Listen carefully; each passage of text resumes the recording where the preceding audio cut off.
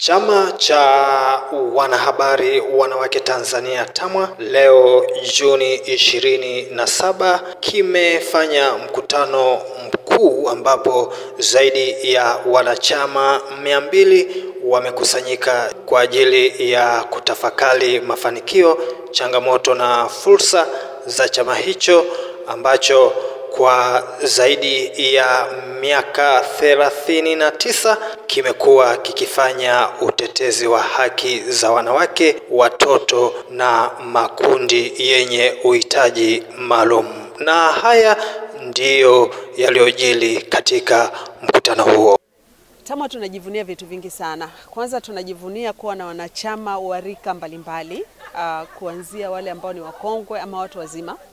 Tuna wanachama ambao wanaelekea miaka 80, lakini pia tuna wanachama wadogo ambao wako kwenye miaka 20 na.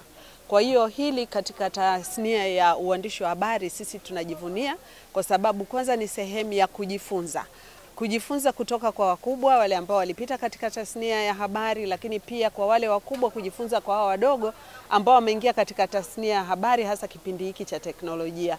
Kwa hiyo unakuta kwamba katika mijadala mingi ya TAMWA kwenye makundi yetu, kwenye mikutano yetu, hakuna kuchoka, hakuna kusema kwamba ajenda hii tumeizungumza jana. Tunajikuta kwamba tuna mambo mapya kila wakati, na ndio maana tutaweza kusema kwamba huwa hatuna jambo dogo. Kila jambo ambalo tunalifanya, kwa sababu wabunifu ni wengi katikati yetu, linakuwa jambo kubwa na jambo zuri. Kwa mwaka huu kwa kweli, hasa ikiwa ni mwaka wa uchaguzi, kitu ambacho tulikuwa tunakifuatilia ilikuwa kuangalia ni namna gani masuala ya uchaguzi ama mijadala ya uchaguzi inavyoweza kwenda bila kuutweza utu wa mwanamke. Lakini wakati tukiwa tunafurahia kwamba teknolojia ni jambo jema, teknolojia inaleta maendeleo, kuna biashara, wanawake wengi wanafaidi kufanya biashara mitandaoni, lakini pia wanajifunza kupitia mitandaoni, wanawake na wasichana. Tunaona kwamba pia ule udhalilishaji ama ukatili wa kijinsia umeingia mitandaoni. Na unapoingia mitandaoni umekuwa ukiwakumba wanawake maarufu, lakini pia na wanawake wanasiasa. Sasa kwa mwaka huu wa 2025 ambako tunaelekea katika uchaguzi mkuu wa madiwani wa bunge na rais hapa Tanzania, tunawaomba Watanzania kwamba wapingane kwa hoja.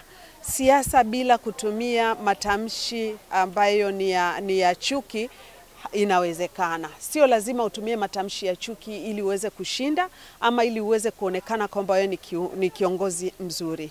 Kiongozi anayepingana kwa hoja, kiongozi ambaye anajua kwamba nini wananchi wa Tanzania wanahitaji, kiongozi ambaye anatuambia kwamba Watanzania atatufanyia nini, huyo ndiye ambaye Watanzania wanamhitaji. Lakini kiongozi anayetumia matamshi ya chuki kwa ajili ya kuweza kujulikana, kwa ajili ya kuweza kutweza utu wa mwanamke, wa rika lolote, wa cheo chochote, kuanzia katika ngazi ya kijamii mpaka hata katika kiti cha uraisi, sisi tunaona huyo sio mwanasiasa, na tunawaambia Watanzania kwamba mila na desturi zetu, lakini pia na utanzania wetu hauendani na matamshi ya chuki kwa ajili ya kuweza kupata uongozi. Kwa hiyo tunawaomba sana viongozi wetu, tunaomba sana vyama vya siasa viweze kujikita katika siasa za hoja na sio siasa za matamshi ya chuki. Matamshi ya chuki yana hasara gani kwa wanawake na wasichana wa Tanzania ambao TAMWA imekuwa ikipigania wawepo katika ngazi za uongozi kwa muda mrefu? Kwanza inawasababisha wengine kuona kwamba kumbe nitakapokuwa kiongozi nitakuwa jalala la kutukana asubuhi, mchana na jioni. Kumbe nitakapokuwa kiongozi nitakuwa ni mtu wa kudhalilishwa kokote ninakopita, nimevaa nguo lakini naonekana kama sijavaa nguo. Kwa hiyo TAMWA tumeona kwamba katika mkutano wetu mkuu tulizungumzie hili, ya kwamba siasa bila matamshi ya chuki, siasa bila matusi, siasa bila kutweza utu wa mwanamke inawezekana, na hili liangaliwe kama ni jambo ambalo ni muhimu la kujadiliwa katika majukwaa, lakini pia liangaliwe kama ni sehemu ambayo inaweza ikawakosesha wengi ambao wanatumia matamshi ya chuki kuweza kukosa kura kwa Watanzania. Leo Juni 27, zaidi ya wanachama 200 wa chama cha wanahabari wanawake Tanzania TAMWA wamekusanyika kwa ajili ya kutafakari mafanikio, kujadili changamoto na fursa za chama hiki chenye historia ya takriban miaka 39 ya utetezi wa haki za wanawake, watoto na makundi yenye uhitaji maalum.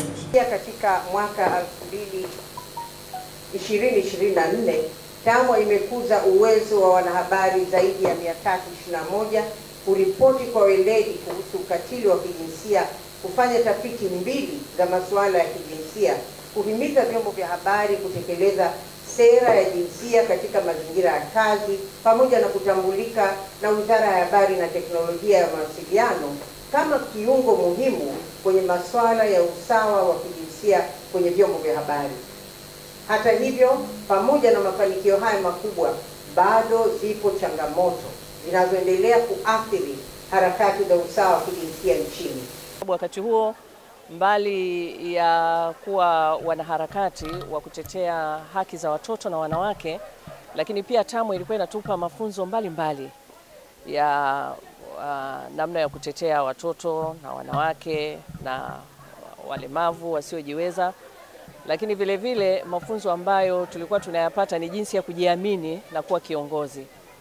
Na imenisaidia sana kwa sababu ni kiongozi ambaye katika uandishi wangu wa habari, baada ya kuwa kiongozi, nilikuwa ni kiongozi ambaye najiamini sana. Nilianzia Korogwe, na Korogwe kule nilikuta wasichana na watoto wengi hawahudhurii shuleni. Mahudhurio ya shule yalikuwa ni hafifu sana. Kwa hiyo kwa yale mafunzo ambayo niliyapata TAMWA na harakati zile ambazo nilijifunza nikiwa TAMWA, niliweza kufanya kampeni ya kuhakikisha watoto wote ambao wanatakiwa kuwepo shuleni wanarudi shuleni. Na nilifanya kampeni hiyo kwa kuwashirikisha wazazi na viongozi wote kuanzia ngazi za vijiji mpaka wilaya. Na tulifanya kampeni ile ya kuwatafuta watoto popote walipo. Wengine walikuwa wameshaenda Tanga mjini, wengine walikuwa Iringa, wengine yani sehemu zote Tanzania watoto walikuwa wamesambaa wakifanya kazi mbalimbali za ndani. Sasa nilichofanya mimi, nilikuwa nawachukua kwenye mtoto ambaye hayupo shuleni, na wachukua wazazi wote wawili. Kwa hiyo namshikilia mzazi mmoja, nasema mzazi mwingine nitamwachia mtoto atakaporudi. Kwa hiyo ilikuwa mzazi mwenzie hawezi kumwacha mzazi mwenzie akae kule, anahakikisha kama yuko Iringa atahakikisha anamfuata, anamrudisha. Kwa hiyo niliweza kurudisha watoto kama 400 hivi shuleni ambao walikuwa wameshaondoka kwenda kufanya shughuli mbalimbali. Kwa hiyo ni kutokana na malezi na mafunzo ambayo niliyapata TAMWA. Lakini sikuishia hapo, nilihamishwa nikaenda Bahi. Bahi kule ilikuwa ni historia mtoto wa kike kwenda form 5. Kwa hiyo kwa ujuzi wangu ambao niliupata TAMWA, ambayo ilinisaidia sana, niliweza kutoa elimu kwa waheshimiwa madiwani wa viti maalum ambao ni wanawake, ambao tulitembea kata kwa kata tukitoa mafunzo ya kuelimisha wasichana watambue umuhimu wa elimu na wao kuwa umuhimu katika baadhi ya maamuzi ambayo yanalihusu taifa. Kwa hiyo tuliweza kuzunguka kata kwa kata katika kipindi cha wiki 2, na tukaanzisha na clubs za wasichana. Zile clubs tulizozianzisha tulitengeneza mpaka na katiba yetu, kwamba msichana akiwa kwenye ile club hatakiwi kuvunja katiba tuliyokuwa nayo. Tulikuwa na sheria mbalimbali kuhakikisha kwamba msichana anajisomea na anashiriki kikamilifu kwenye masomo na anashiriki kikamilifu kwenye maamuzi mbalimbali ya shuleni pale.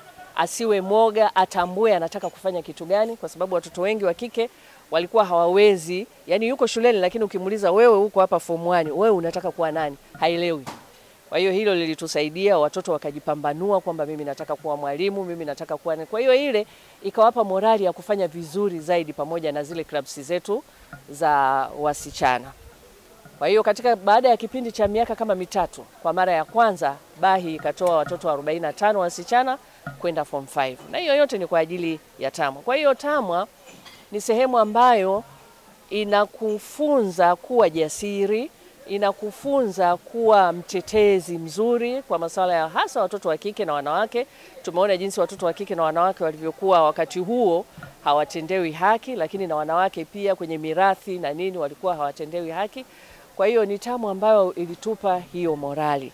Na sio kwenye shughuli za kikazi peke yake, hata nyumbani TAMWA inakufanya unakuwa ni mama mwenye msimamo. Na unajua nyumba inasimama kama ina mama mwenye msimamo.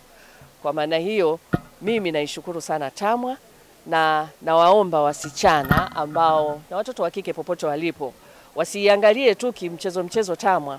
TAMWA ni kitu kimoja kikubwa sana. Ukiwa TAMWA huwezi kufeli popote pale.